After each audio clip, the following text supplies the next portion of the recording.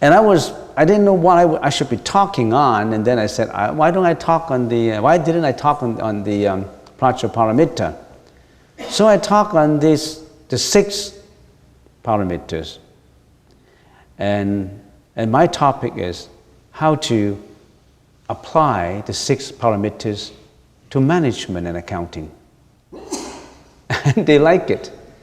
You can apply the 6 paramitas to daily life, to management, to your family, to your work site, to your job. How? Say, for example, the 6, it's just a diversion from my talk. I just want to tell you the practicality of Buddhism. Just for 10 minutes. Say 6 paramitas. The first one is giving. The giving in the Sanskrit language is Dhyana, D-A-N-N-A, the practice of giving. The practice of giving is extremely important in the society. I remember there's a politician who said, the most important is not to think of the country, what you receive from the country, is what you give to the country. If everybody is just want to receive, they don't want to give, this wouldn't be a warm and welcomable society to live in. This will be a society of selfishness, because you just want to receive, you don't want to give. So to practice generosity is to give out. You give out your efforts, you give out your warmth, your love, your compassion, your help, your assistance. You have to give. The practice of giving is, there's profundity in the practice of giving. The generosity, charity.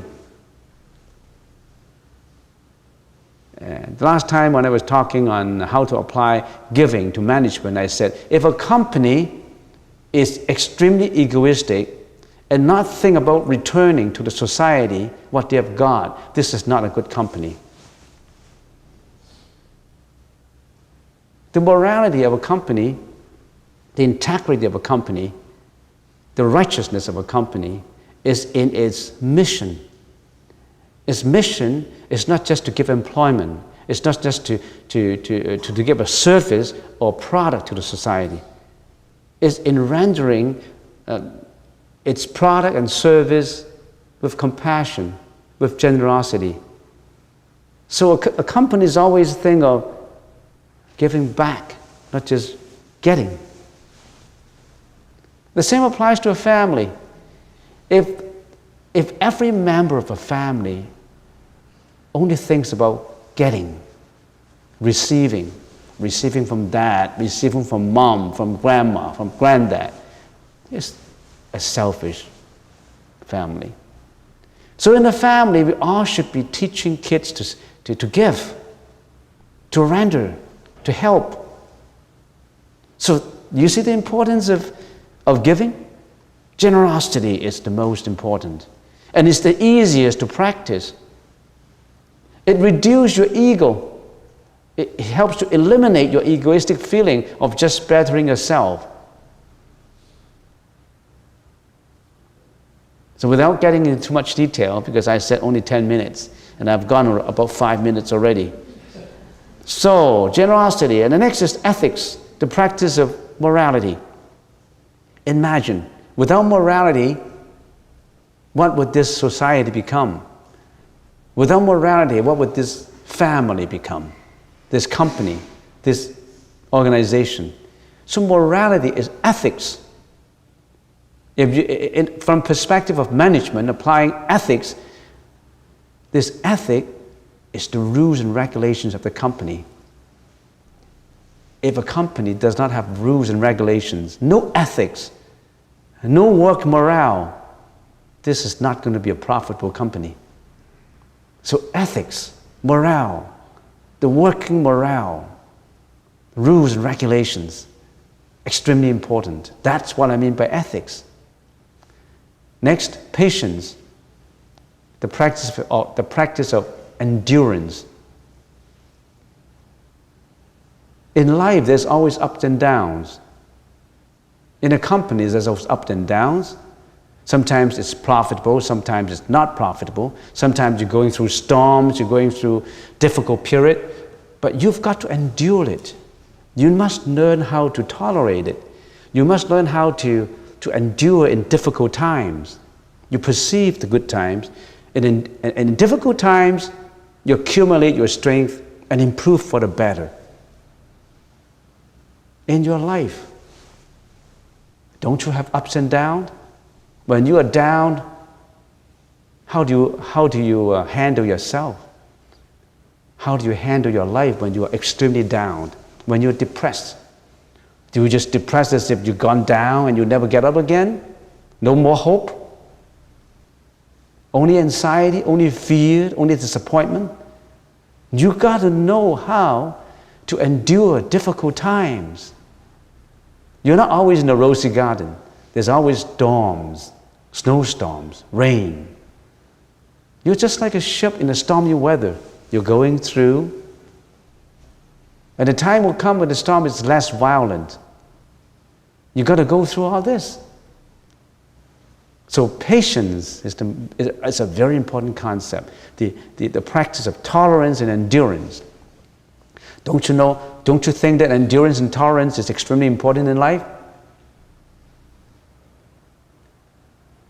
If you cannot accept failure, it's extremely difficult. If you always have been an A student and suddenly you got a C, can you tolerate it? Can you accept failure? Can you get up your courage and move on? Or you just sit down there and be depressed? Can you get up all your gears and put your knapsacks on your back and walk again? Or you can't. You just sit there and you cry and you get depressed. You've got to have this patience and endurance. That's the third. The fourth, efforts. What's this meaning? The practice of diligence. If you're lazy, you can never be successful. If you're not working hard, there's no lazy, successful businessman. When a businessman makes billions of dollars, you think that, oh, he's lucky. He's not lucky.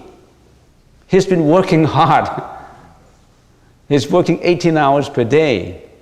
You only know his successful appearance, but you don't know that behind his success, he put in a lot of sweat and blood sometimes. You only see the good part. You don't see the working part, the part that it apply the most. Efforts, diligence.